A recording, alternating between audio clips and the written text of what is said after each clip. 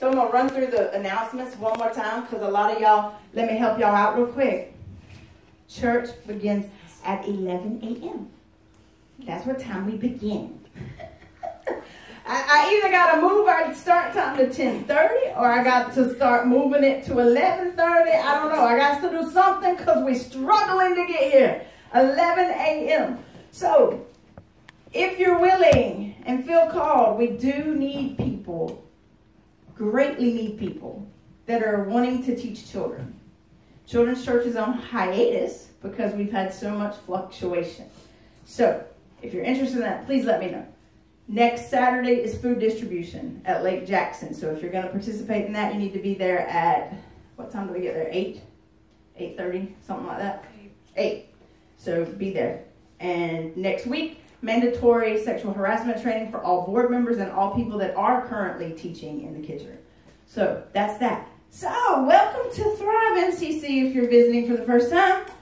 Look, I actually have a title this week. Mama said. Because why? Why is that the title today? All you children in the room, what's today? What today? Wednesday. What you mean, what's today? Boy, your mama gonna whoop you. Talking about what's today. It's Mother's Day. Mother's Day. Mother's Day. Happy Mother's Day. Yeah. So today we're going to talk about mamas a little bit. But first I got to drink this coffee. Because, you know, it takes a lot for me to get up here and act a fool. So, also we've reached that time of year, much to Kay's, Kay hates it. We're at that time of year where the preacher begins to wear the flippy flops. It's just hot outside, y'all. You got to have something cool. So my feet got to be cool. So Mama said, everybody has stories, right? Where Mama said something. Mama said this, Mama said that. Well, when I was a kid, there were things Mama would say, and I'd be like, where it say that in the Bible? Can you show up? Because, you know, they drug us to church every week. We was a church-going family. That was the thing. So when they come at me and be like, where it say that in the Bible? My granny had this thing she liked to say, cleanliness is next to godliness. Not in the Bible. It's not there. Just saying, that's a freebie. It's not there. The kids. It's okay. I better shut up. Your parents looking at me. So my mom would say these things, and I'd always be like, yeah, but is that in there? Are you sure that's in there? So I picked some to talk about today. One of the number one things that I remember hearing a lot growing up is, because I said so. Because you know me. From being here, you know me. Why? What you mean? Don't tell me it has to be that way until you explain to me why. And then my mom, because I said so. So that technically sort of kind of is in the Bible. When Mama comes at you cheering and says, because I'm telling you to do it, so do it. Proverbs chapter 6, verse 20. She sighed. Do you know what it says already? No, but I can imagine. Proverbs 6:20. Children, obey the teaching of your parents. Now, does this mean if Mama says go get a gun and do something stupid, you should obey it? No. It means if parents are making common sense decisions and right decisions, then you are to listen. So if Mama says, Jacob, don't hit your sister, that's a good one. We can obey that one. If Mama says, Brian, go jump off the highest point in Tallahassee. No, that's a bad one. We ain't going to listen to that. So there has to be like this balance. It can't be the parents are just, so parents, now I'm talking to you. Can't be just these things where you're just like, bah, bah, bah, bah, bah. It has to be just. It has to be right. You know, it can't be all this stupid stuff. Because if you want your children to listen to what you're saying, if you want them to follow your example, then the words that come out of your mouth have to match what they see you doing. Has to match up. It has to be. So another one that my mom used to say, because I grew up with a brother, and it would always, somebody would go, well, they started it. And then the next thing you would hear is, I don't care who started it. Yeah, that part. But I couldn't find that in the Bible, so I left that part off. She said, to finish what the statement is, I don't care who started it, I'm going to finish it. I couldn't find the I'm going to finish it in a nice way in the Bible, and so I left that alone. We stopped at, I don't care who started it. So I don't care who started it. How do we find that in the Bible? 2 Timothy chapter 2, verses 23 through 24. Stay away from stupid and senseless arguments. These only lead to trouble, and you must not be troublemakers. You must be kind to everyone, and you must be good teachers, and you must be patient. Kind of fits, right? Avoid that stupid stuff. Don't hit your sister because I said so. And be kind. Now, when mom says this to us or dad says this to us, that's a good thing. It's a good thing to be kind. It's a good thing to be patient. It's a good thing to avoid being a troublemaker. Some of y'all in the audience that's adults, we know y'all troublemakers. So we'll talk about that later. The scripture applies to you too, boo. So, and I always hated that last bit because the ending of it was always bad. And another one that all the adults in my life would tell me growing up, not just my mom. If you can't say anything nice, don't say nothing. Don't say nothing at all, because they'll finish that too. If you can't say anything nice, don't say anything at all. Kids, your mama tell you that? Have you heard that? Yes. A lot? I heard that at school. So, yeah, right. At school you hear it too. If you can't say anything nice. Some of us adults need a refresher course. Because, you know, we live in a certain political environment where it's like, and then we got to go, oh, Lord, I just said that in front of people. So, yeah, if you can't say anything nice, don't say anything at all. So, Ephesians 4:29. Stop all your dirty talk. Say the right thing at the right time. And help others by what you say. That means when we say something, kids, it needs to be something good. It needs to be something that helps somebody else. What does that mean? It means if you're in the class and you're seeing somebody get picked on because maybe they don't have the best brand new sneakers, they don't have top of the line, and they're getting picked on, maybe you could be the one that goes over and says, dude, your shoes are great. Or dudette, your shoes are great. Don't worry about them. Maybe you could be the one that says to the other kids, leave them alone. They're good. Leave them alone. Because see, where does it start? Where does the empathy begin? When do we learn to be who we are? When do we learn to care about other people? Right around here and up. That's when we're learning it. So parents, when you're in the house, in the car, in the church, wherever you are with your kids, you think they're just sitting back and they ain't paying you no mind. I don't think that's true at all. I think them little ears hear way lots. I think them little eyes see lots of things. So if you're going to drag your children to this place on Sundays and you're going to tell them that this stuff matters, what they see and what they hear coming out of you better line up with what you're telling them they have to do. The whole do good, say the right thing at the right time, that's not just for the kiddos. How many times as an adult have you been in a situation where you could say something, but it would be all the wrong thing to say?